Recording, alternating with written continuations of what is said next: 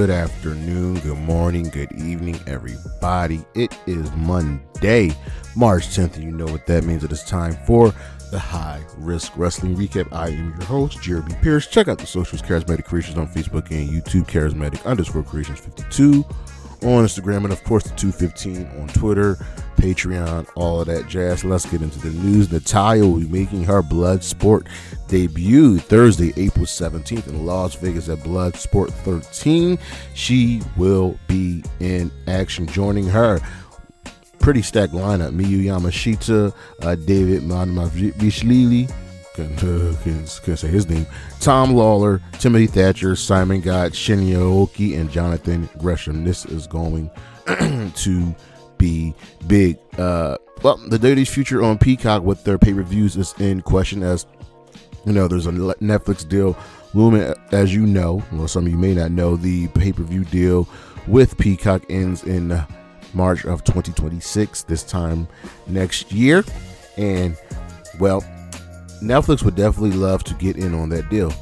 And the WWE is essentially losing money on this deal because, well, people aren't buying the pay-per-views as included in their subscription. So we'll see if Peacock is able to re-up, or if Netflix snatches that from them. We have some AEW departures as Zack Knight, Soraya's brother, is no longer with the company. He spent about a year there, joining June of last year. Never really took off, things never really worked. He spent the majority of his tenure in Ring of Honor. We have some other people that are officially gone from AEW. That would be Miro and Ray Phoenix. You know about Ricky Saints. All of these people are now done with the company. We are expecting, well, Abaddon is gone as well, and we are expecting Ray to pretty much join the WWE as soon as possible. We have some TNA re-signings and departures. Eddie Edwards and Alicia Edwards, the husband and wife duo, a part of the system, have re-upped with the company. They're not going anywhere. They have been, pretty much the backbone, one of the core pieces of TNA. They've been there for a long time. Daniel Spencer took to social media to announce that he is re-signed with the company in a new 5-year deal. He's getting additional responsibilities and duties, filling his goals diligently, whereas we now know that Alexander Hammerstone is no longer a part of TNA. He's also out with an injury. Carmella has sounded off. As you know, she's no longer part of the WWE. She feels like she was ghosted. She was punished for having a baby. They kind of flip-flopped and almost lied to her about her contract status. Things were not good. Then it's coupled in with the fact of Corey Graves really being demoted to NXT. This was not a good look for the WWE, and fans need to back off as they're coming at Carmella, giving her death threats, saying that she's entitled. People can feel in the way they want to, and their feelings are validated.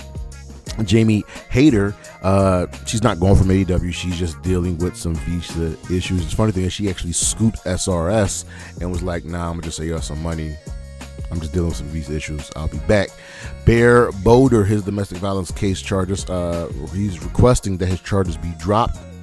He's no longer part of AEW. He is looking to get these charges dropped. He is on the hook for battery, for strangulation, and by pushing his fiance down the stairs and on the floor and placing his foot on her throat. We'll see what goes on with that. If you don't know, AEW is now available on Prime with their pay-per-views. A lot of people are upset, like, why would I pay for Prime and not get the pay-per-views for free? Ricochet's like, pay per view. And it's good business for them. Imagine if they signed a deal like WWE does with Peacock. They would be losing out on that revenue. They bring in big money for the pay-per-views, and the deal makes more sense, as people are wondering when they will come over to Max, and they are coming over to Max. We just have to see and wait. Right now, the streaming, is still going strong with them. Apparently, Evolution is coming back. Not the faction, but the all-women's pay-per-view. Looks like it's scheduled to take place July 5th at the Mohegan Sun in Connecticut. We shall see. About the last event was in 2020, I believe, and fans have been waiting and begging. So the last event was in 2018. Fans have been begging and pleading for them to bring it back. Undertaker performed That's Not Gonna Work For Me, brother, as he has gotten his wife Michelle McCool on season 2 of LFG, replacing Mickie James. So once again, WWE uses Michelle McCool to screw over Mickie James. And some announcements for the WWE Hall of Fame. We know that Triple H is in, but the legendary tag team, the Natural Disasters, will be going in, as well as Michelle McCool. And of course, the legendary, finally, Lex Luger will be going, and Cody Rhodes relayed the news to Lex Luger. Tony Khan shuts down the idea that there are no production meetings in AEW.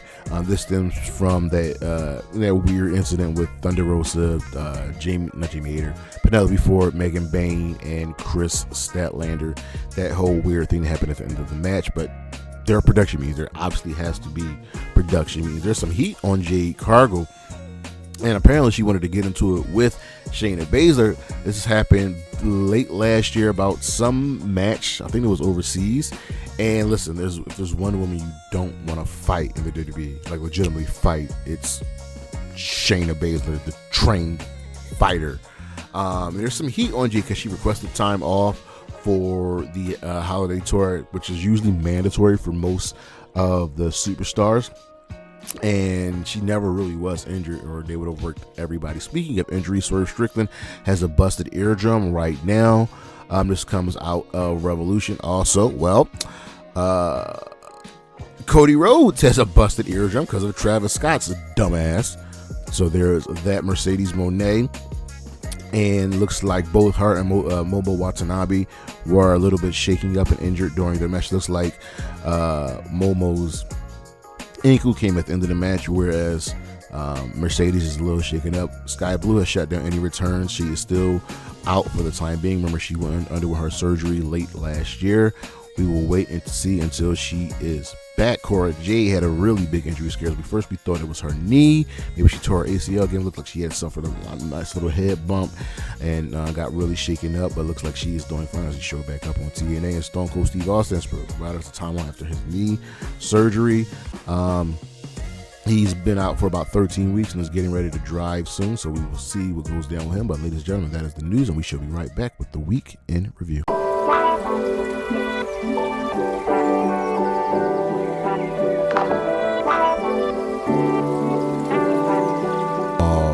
The Week in Review. You know how we do. We start off on Monday Night Raw. This was the Elimination Chamber Fallout show. And this show gets a thumbs up for one very specific reason, but we'll get to it at the end of the show. So we started with CM Punk coming out like a house of fire, angry, calls out Cena, calls out Rock, calls out Seth, and this is one of the few times where CM Punk has been money. Rollins comes out and they just fight and they brawl and they fight, and security breaks them up. This was good. Tension is still rising within the Judgment Day. Everybody's calling everybody out, but Liv Morgan is the only one that's really doing things right. Gunther chides and mocks Otis, and he has a match against Otis, goes on to defeat Otis despite Otis putting up a very, very valiant effort. This was fun.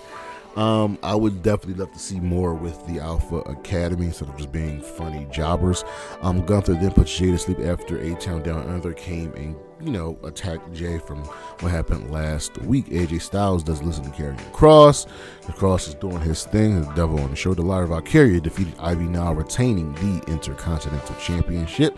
Seth Rollins and CM Punk fight again. Well, they'll be having a steel cage match next week, i.e. tonight. Lou Kaiser gloats about winning the match between him, Penta, and Pete Dunne until Penta interrupts him. They fight with Penta getting the upper hand. Chad Gable is in Mexico and gets a box. So apparently it's a secret how to deal with the luchadors. The War Raiders retain over the Creeds, retaining the World Tag Team Championships. The LWO calls out the New Day. Finn Balor warns Braun. And then Braun fights over the Judgment, and Carlito gets speared. Gunther, Jay says he woke up a beast, and this is not ending until we get to WrestleMania. In the main event, Io Sky defeated Rhea Ripley to become the new Women's World Champion. Rhea did it to herself. Bianca Belair was ringside, and they're telling a really good story here now with Rhea Ripley. I very, very much like it. Also love the Io one. So this will be back-to-back years where Io Sky goes into WrestleMania as the Women's Champion. Let that sink in, folks. Over on Dynamite, this was the Revolution Go Home show. Swerve and Ricochet signed their contract, and Ricochet tried to stab Swerve, but Swerve countered him and stabbed Ricochet with the scissors. Will Ospreay, Orange Cassidy, Powerhouse Hobbs, and Mark Briscoe defeated the Learning Tree and the Murder Machines. The heels attacked after the match, and Kyle Fletcher gives Will Ospreay a brainbuster on a chair. Colt defeats Wheeler Yuta, and then shook his hand and says, "This is what respect feels like and looks like," and just throws Yuta all off. Mox comes out, gets into Yuta's face, so Yuta just walks off. Mox says he will then end Copeland at Revolution. This is not over. MJF isn't allowed to prove his point as security carries him off. He was going to light MJF. He's going to light Hangman Adam Page on fire. And he's trying to prove a point. And honestly, I get the point he was trying to prove. Hangman's done all this dastardly evil stuff, and yet fans cheer him. So why can't MJF prove his point? Toni Storm, we had a promo plug for her, as she is in Queen of the Ring, which came out. Megan Bayne and Penelope Ford defeated Thunder Rosa and Chris Statlander. You can't stop the Monet train. She's getting ready for Momo Watanabe at AEW Revolution. This is the one thing that the AEW has to stop doing. They group all of the women's segments and matches together, just like feels like to get it out of the way. You could have had the Toni promo earlier in the show. The same thing with Mercedes Moné. Just doesn't sit right with me sometimes. Jay White answered Max Caster's Best Wrestler Live challenge, and Jay White, of course, won. We had a sit-down interview with Mariah May and Toni Storm, and this was absolutely beautiful. Such a fiery, beautiful segment with Mariah May really losing it and spitting in Toni Storm's face. Toni was stoic as ever. She was a rock and really killed it with words. And in the main event, Ricochet and Okada defeated Swerve, Strickland, and Brody King. Over on Impact, trust the system, because they run things to get that play, and the show gets a fist. Elijah defeated Brian Myers. Joe Hendry made the save. Can Ace Austin and the Rascals trust each other? Well, we'll have to find out tonight and at the pay-per-view. Steve Macklin interrupts the Pit House. AJ Francis now doing this thing where he's teasing a major star, and it's someone else, usually him. So he said, "Get ready for KO." And like, why would Kevin Owens be here? But no, it was KJ Francis. Savannah Evans defeated Zaya Brookside. Spitfire against the Elegance Ready, as they are their personal concierge. Now Santana defeated John Skyler. And Ali comes out and says, "Listen, we need to be safe here in TNA." And Santana, "You are not safe," and makes him take a drug test. AJ Francis defeated Steve Macklin. Ryan Nemeth is played by everybody back in the locker room and on video call. Steve Macklin confronts the Armory, the Northern Armory, and doesn't trust Eric Young anymore. He has mocked Steve Macklin for leaving out the one person that really trusted him. Trust the system who get the better of Obafemi. What do you mean get the better of Obafemi? So they're out celebrating. Obafemi comes out, and well, it was a trap, and he gets his ass beat. Fraxian is what we'll be watching. The Hardys. The Northern Army defeated Ace Austin and the Rascals. Santino tells Santana that Ali went above his head when it comes to the drug test. Santana backs up a man who's getting yelled at by Tasha Steelz, but then gets some coffee from him. The Elegance attacked Spitfire, so that didn't last long. Tessa Blanchard and Cora Jade attacked Masha Slamovich. Masha's days are numbered, according to Cora and Tessa. Ali drank the coffee, the piss, whatever, and Santana passed the test. Weird, right? In the main event, the Hardys beat the Colognes by DQ as the system interfered. Santino then made a 10-man tag for Sacrifice. Over on SmackDown, this was the Elimination Chamber Fallout show. The show opens up with just Drew attacking Damian Priest in the back, and then we really open up with Kevin Owens and Randy Orton. Randy Orton's in the ring, and he breaks down why he's back and how he's going to hurt KO. And he says KO's just jealous. KO's done everything in this company. He's jealous. None of this is true. None of this is right. KO did nothing wrong. Letting y'all know that. Tiffany Stratton defeated Piper Nevin. Charlotte attacked Tiffany after the match. Nick Aldis break down the tag team division and just the heat that everybody has with each other. He made a triple threat number one contenders match, which ends with Pretty Deadly defeating Los Garza and Motor City Machine Guns to become the number one contenders to face DIY. Naomi admits to Bianca of attacking Jade. She did it for her. She did it for them, and she felt like Jade was using us to succeed, stepping over us, and that did not sit right with her. Bianca's done with Naomi, and Jade came out and attacked Naomi. Drew McIntyre says Damian Priest cost us WrestleMania, and well, they aren't done. B-Fab steps to Charlotte. Charlotte says the locker room was soft after what she did to Tiffany Stratton. B-Fab is going to lose the match, but she'll look good in the loss. Braun Strowman beat Solo Sikoa by DQ after Tama Tonga got involved. Braun and Jacob fight through the crowd and ends with Jacob Fatu getting put through a table. Zelina Vega steps to Chelsea Green, and Chelsea doesn't want any parts of it, but she ends up defeating Meech in a street fight after Alba Fire arrives and helps her win the match. So funny, Chelsea was dressed up like Cactus Jack, which was a really, really good touch. Santos Escobar is disappointed in Los Garza. Andrade talks to the bird tone like, yo, why you let him talk to you like that? Miz TV next week with Cody Rhodes. Randy versus Miller will also be going down next week. DIY says they will be beating Pretty Deadly. Cody cut a really beautiful promo, and he's warning us how Johnson is going to turn things on his head and use that silver tongue of his to get everybody on his side. So we'll see what happens with that. And LA Knight defeated Shinsuke Nakamura to win the United States Championship. Ending Shinsuke Nakamura's just really underwhelming and disappointing title reign over Collision. This was the Revolution Go Home show. The Ops opened up the show and won a squash match. I'm expecting to be the next trio champion soon enough. Copeland wants the old Mox back, the man that carried AEW, the man that held wrestling on his back. Momo Watanabe defeated Serena Deeb. Mercedes Moné was on commentary, but Momo laid out Moné after the match. Will Ospreay cut a beautiful, righteous promo. If you said a couple years ago that Ospreay would be cutting promos like this, I would have never believed you. Harley Cameron won a squash match. Kyle Fletcher responds with a beautiful promo of his own, and you can feel the hate and anger that he has for Will Ospreay.